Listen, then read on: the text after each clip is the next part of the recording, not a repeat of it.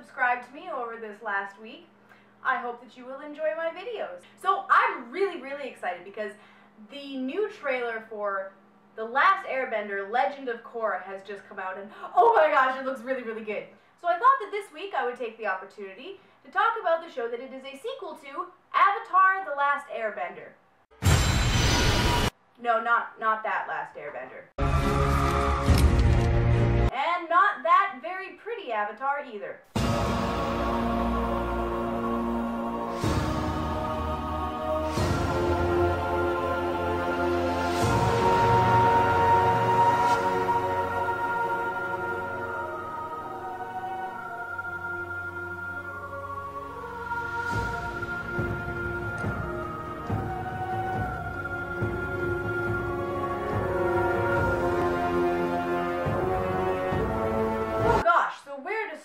Talking about Avatar: The Last Airbender. It is a TV show that aired from 2005 to 2008, had 3 seasons, and it is awesome. So there are 4 nations, and each of them correspond to the 4 elements, so fire, water, air, and earth, and there are various people who have the ability to tap into these elements for magical powers called bending. So it's fairly typical fantasy fare, but done incredibly well. The main character is Aang, a boy who is the reincarnation of the Avatar, whose job it is to keep the world in harmony and unison and generally defeat all the bad guys and make sure the world is not destroyed. Lots of elements of the show include a lot of philosophy based a lot on Buddhist teachings, which is actually handled incredibly well and well portrayed. So it's really interesting to see a series that delves into a culture and philosophical ideals that the viewers might not be completely familiar with. Thematically, it also touches on a lot of really heavy issues such as racism and war and nationalism. So pretty interesting stuff to kind of delve through, especially for what a lot of people might consider a kids show, although I probably personally wouldn't classify it like that. So what's basically going on in the show is that of the 4 nations, the Fire Nation has risen to power through conquering all the other nations.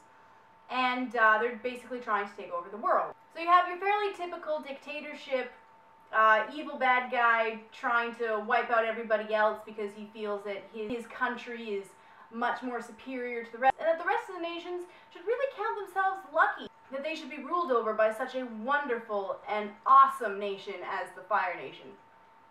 So all the other nations pretty much hate the Fire Nation because of this, obviously. They spend all their time burning their cities to the ground and enslaving their people. But it's really interesting because Aang's job as the Avatar is, yes, to end the war and strife, but also to bring balance back to the 4 nations, and that includes restoring the Fire Nation to a place of balance within the workings of the entire world. And so a lot of the characters have to evaluate their prejudices as well.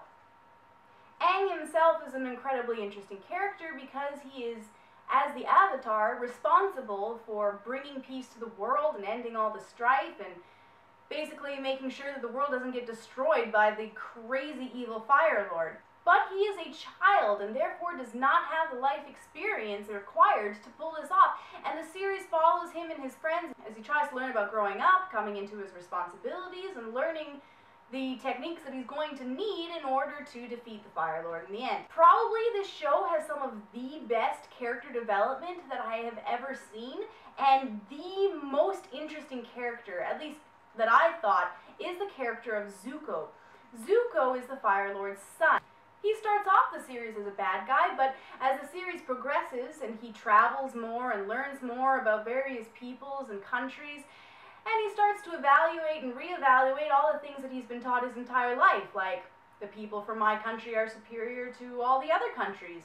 And so his struggle with coming to terms with what he's been taught versus what he's finding to be reality is incredibly well done as he comes to grips with racism and prejudices and develops as a character until he becomes one of the absolutely the most interesting characters that I have ever seen. I don't know that I've ever seen in another show a character that undergoes so much brilliantly done change.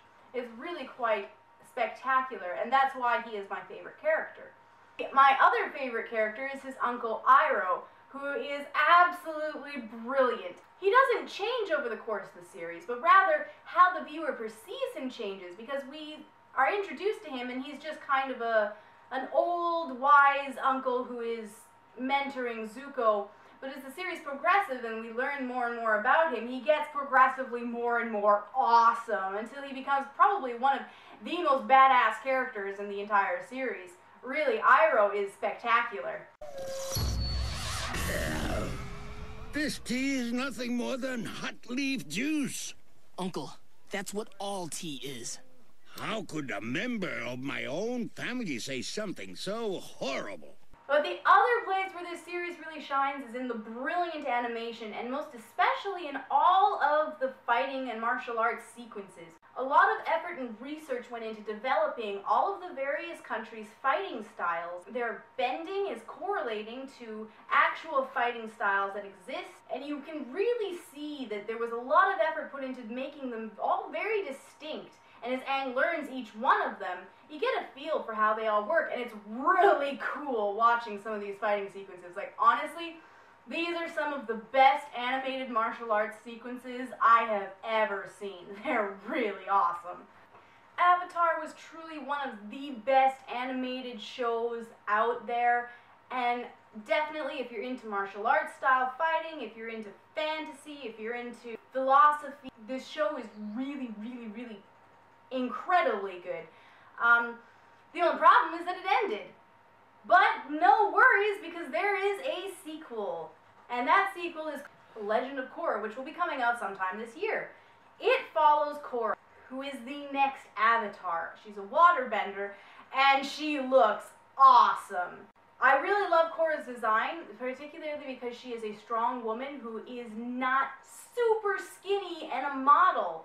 She looks like she could be a real girl, and that's really nice to see in today's media, honestly. I'm not sure how I feel about the level of technology that's presented in this trailer. That's a little odd compared to the rest of the series, but this is supposed to take place, I think, about 70 years later, so the progression in technology does make sense. I don't know how it's going to affect the overall feel of the series, though, but I'm definitely going to watch it, not going to rule it out on that. So I'm really excited about Legend of Korra, and this new trailer looks amazing. So you should probably check out Legend of Korra if you've already seen Avatar: The Last Airbender. If you haven't, oh my gosh, watch that show. It's so good.